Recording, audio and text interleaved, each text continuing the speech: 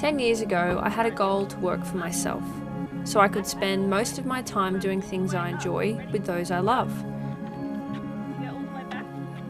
In particular, my dogs Edge and Luna.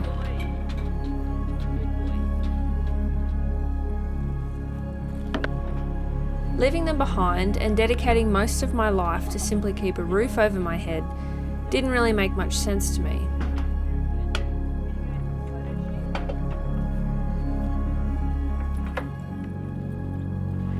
Now, a decade later, that dream is my reality.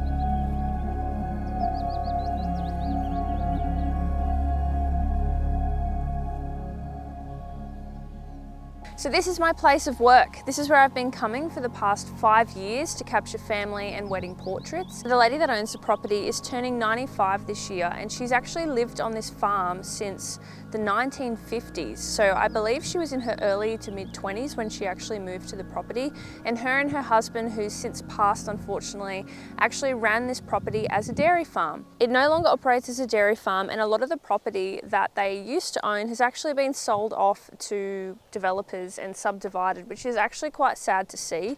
She's actually got a lot of family that live on the land here with her, and they also adjust some of the paddocks to people to have their horses here, obviously to keep the grass down. And soon I believe this paddock will also be home to lots of cattle that'll be hopefully keeping the grass down as well. They haven't had any livestock in this paddock for, well, maybe like a year or two now, so the grass is getting pretty long.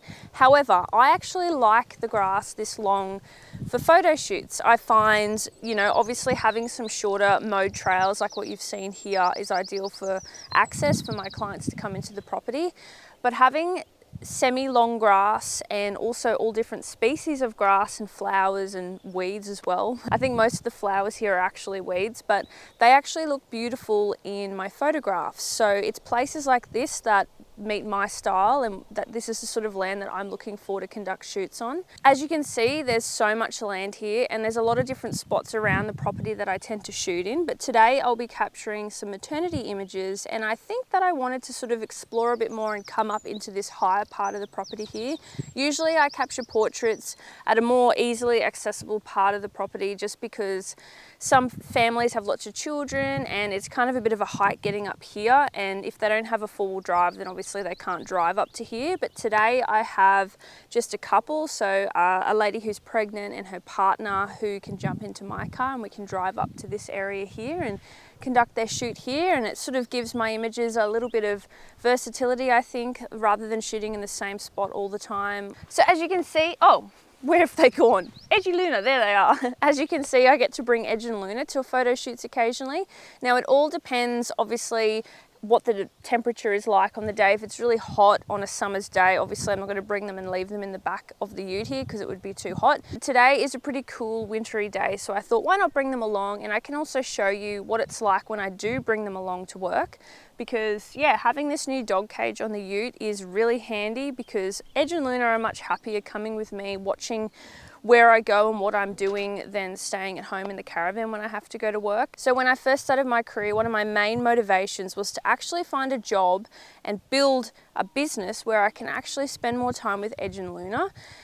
And so bringing them along to shoots makes sense, because that's why I became a photographer in the first place. It allows me to work for myself, meaning I can choose my own hours. I work from home a lot, so the dogs are always with me, rather than obviously needing to leave them at home and go to work all day, every day. I kind of don't see the point in owning a dog if you have to leave them behind all the time. Honestly, they're pretty happy coming along and just watching me. The stimulation of them smelling the smells here, meeting clients, watching me and knowing that they're not too far from me also seems to make them happier. So that's why I feel like bringing them along in the dog cage here, it suits me, makes sense. Now also, when I start traveling in the caravan, my dream is to actually do family and wedding portraits in really scenic locations across Australia, and who knows, maybe overseas one day too. I do have my eye on New Zealand, and I would like to be able to go over there and travel around with my caravan at some stage in my life. But the idea of doing that means that I'd obviously have Edge and Luna with me. So where do they go when I'm doing that? Having this dog cage means that they can come with me, unless it's a national park, of course, then they can't come with me. But if I'm shooting in places that aren't national parks, then I can bring them along and they can sit in the ute here. Yeah, grabbing some grass. And maybe in front of you.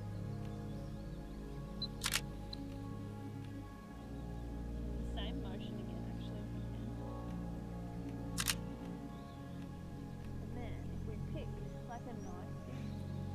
Today I'm photographing a maternity session for Amy and Jared, who I first met a few years ago when I had the honour of photographing their wedding. And just holding that by your belly.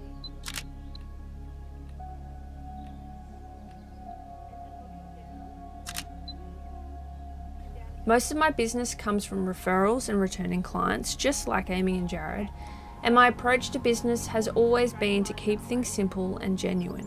No flashy advertisements or expensive marketing campaigns.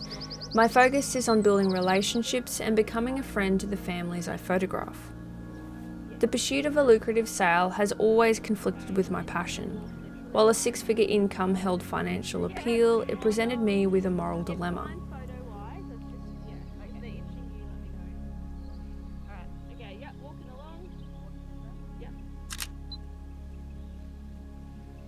Prioritising profits over people, especially in their most vulnerable moments of joy, sorrow, or transformation, contradicted my philosophy as a photographer. So I chose to distance myself from the high-profit business model, and instead I operate my business with compassion and integrity at its core.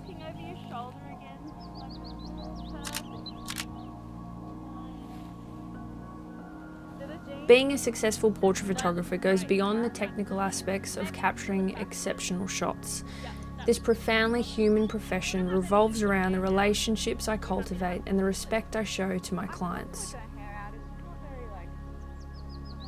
To fast-track my career, I decided to downsize into my caravan back in 2017. By reducing my financial obligations, I created space in my life to dedicate myself fully to my artistry and to create videos just like this one. Living in a caravan and working for myself as a portrait photographer are the two pillars that have allowed me to manifest the life I always dreamt of. Along the way, sacrifices were made, but in the end, I found myself exactly where I wanted to be, living a life of freedom, creativity, and fulfillment.